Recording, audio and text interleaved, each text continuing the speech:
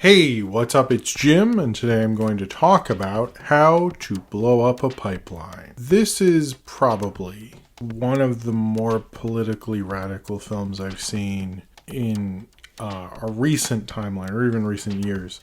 I think one of the powers of cinema in general that we don't talk enough about is doing something that is a film that is politically radical, that feels like it's uncovering truths. And I don't mean like some propaganda shit or some documentary. If you're able to do that although documentary can do that also, and that's fine, but that's not relevant to this. But if you look at films like I've reviewed Punishment Park, or you look at The Battle of Algiers, or you look at Born in Flames, and you look at this film, and they are pretty much very close together in terms of talking about very politically radical ideas, making you kind of think about those ideas, whether you agree with them or not, and being very thrilling, tense movies that make you feel trapped till you realize that is the world I live in, and what am I going to do about it? How to Blow Up a Pipeline brings that up with how we are going to deal with climate crisis that's been going on for quite some time. And I think it's just such a thrilling movie. It's probably one of the better thrillers I've seen in a couple years as well. Even if you don't really want to get into politics, I think it as a thriller is remarkably solid. It is very well structured, and it's a really smart movie, but it's also done, I think, in a way that makes it probably more radical than those other films mentioned, because those films are made for like an art house, a more self-aware film audience, and that's what they're doing, and they're very good at that. But I think what this film is doing is we're in this certain time, and currently in film culture, where it's like we're very literal, and we have very where you look at something like, and I know this is weird that I'm comparing it to this movie, like Top Gun Maverick, or Super Mario, or Avatar 2, or I guess Avatar 2 is sort of environmental, I guess. But very literal and very straight down the line, and there's no confusion, and you know what's going on at all times with the camera, and blah blah blah, all that stuff. It's very straight down the middle, no confusion. I know what's going on. How to Blow Up a Pipeline is exactly like that, and I think that makes it insanely radical, because it's very easy to take down, and that makes it much more easy for more people to get into than any of those other movies, and that makes it almost that more dangerous, and it feels like you're watching some sort of dangerous, different kind of radical film, and that's fucking exciting as all hell, frankly. As much as I think, when I review mostly bigger movies or animated films and stuff, I never see a film that makes me really think about what should the future of what this is going to be, and should we be going in a more radical direction, because what we're fighting for ultimately is the earth in which we live, and are there actually any other bigger stakes for us to come up and fight than that? How to Blow Up a Pipeline is they blow up a pipeline in it, so that's what that's about. Now, various characters who are planning, the whole film takes place with them planning to blow up a pipeline. What they're going to do is blow up a pipeline in various sections, show the fossil fuel industry, or specifically this oil company, who might have had a name. It's honestly not important, because who the fuck cares? They're oil companies. But they are going to blow it up and make major damage to this pipeline, which will increase the price of oil and make it less economically feasible, is their plan at least. And you see them planning, figuring out the bombs, planning the whole thing.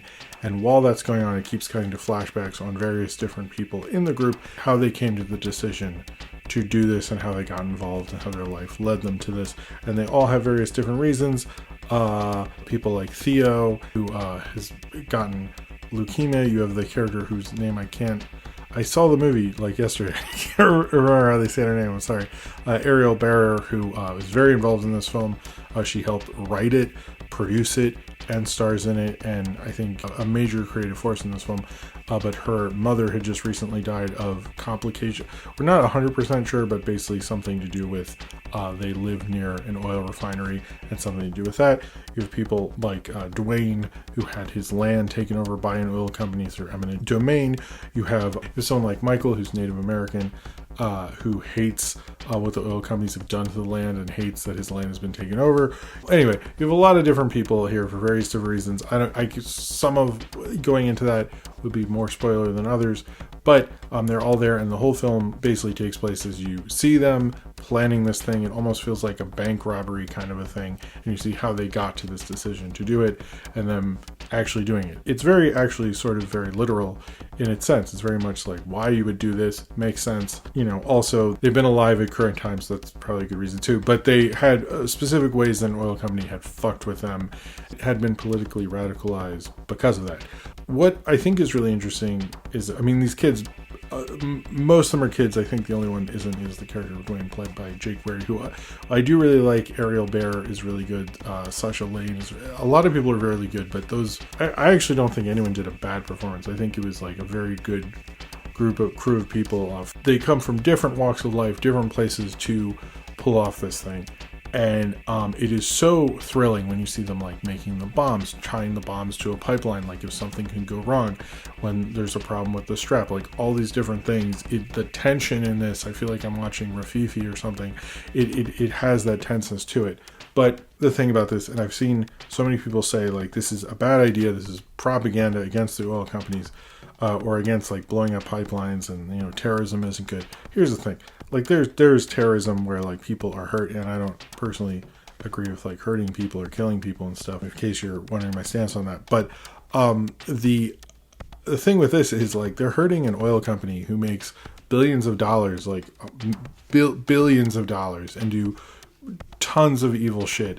And like you're telling me that these people are going to disrupt their business. Like I could give two fucks about them. If you're so obsessed with American capitalism, then it's like I don't understand like how you can be so patriotic, you can be blinded by your own stupid ass ignorance that like obviously this is a fucking issue.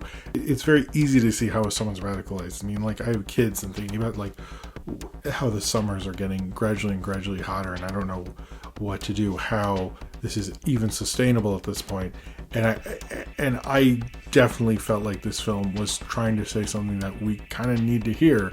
This is based on a nonfiction book of the same name, which is basically saying the pacifism and the kind of like doomer mentality to this, or the idea that we can move through the system and incrementally change things, is not working, and we need to do something more radical.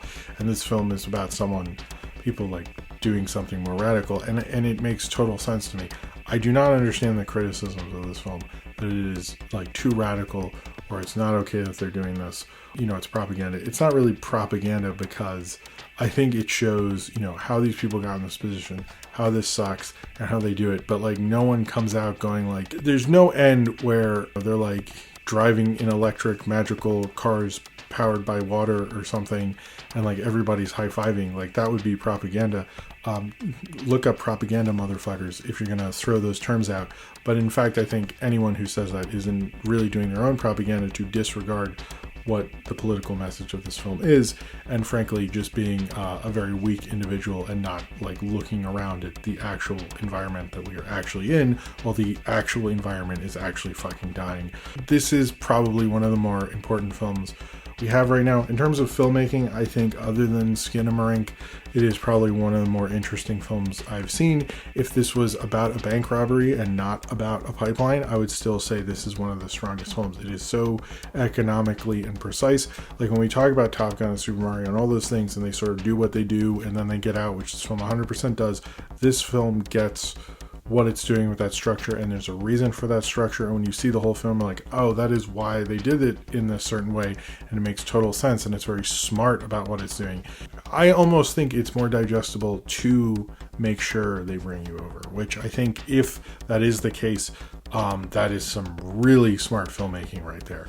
That is using filmmaking as a weapon, and using film as its kind of a perceived passivity of film to get into someone's brain, I think is pretty notable and extreme.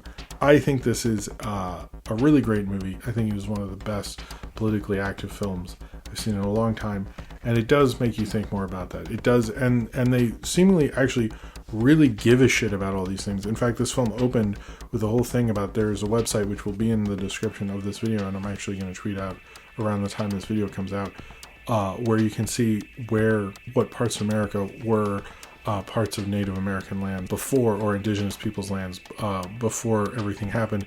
And like, I've heard so many people in New York talking about this land was this tribe and all this stuff. I've never heard of this website until this movie, and it actually made me think about that and like want to go to that website and learn more. And like, it engaged me in a certain way, whereas everyone else, as most political things are, were just being performative for performative sake. But this is not being performative. I think so much of political actions are. I find it insanely also interesting that like very few people have reviewed this film, which is a fairly major film, even though it's smaller in release and stuff. I noticed a lack of reviews, which I find interesting. I also noticed like, this is, we talk about how like Peach is too woke in Mario, or Ant-Man's too woke, or whatever the fuck, and like, this is like the extremely woke right here. Like, I don't know what's going on. It's almost like it's not a big enough target for clickbait, so you're not going to do it. And again, it's performative. This is not about that. This is the kind of radicalization and the kind of ideas we need to talk about right now. And it is an insanely smartly made film in ways that I think I'm very curious to see how we will feel about this film in 20 years.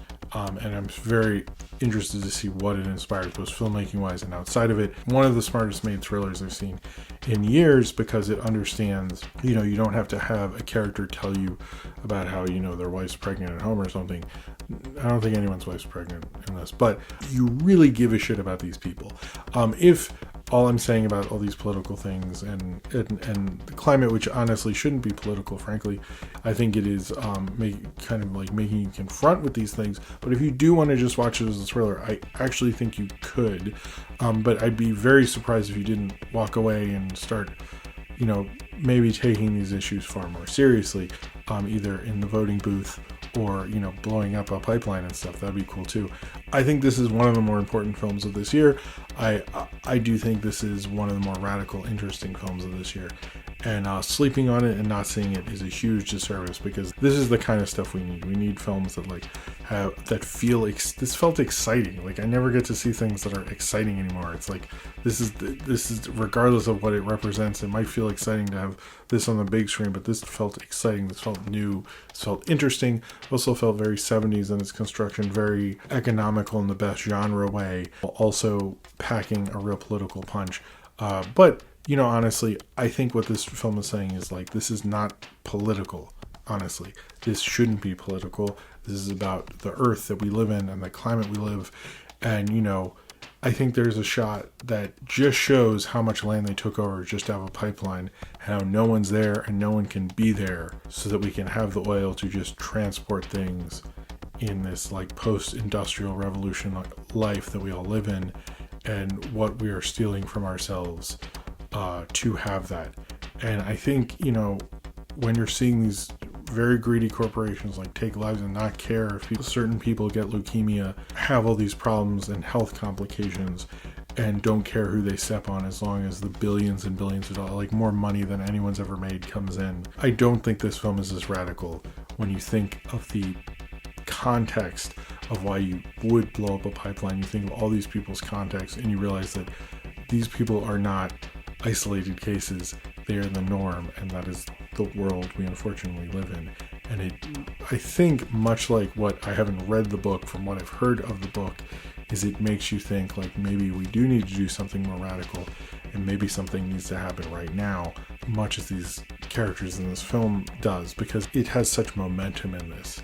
It makes you think of, rooting for these people who, call themselves terrorists, but I never really think of them in that way, because they take so much precaution to not to hurt anyone, not to do any of these things. It makes you kind of think about more of that they are more hurt by this than anyone else.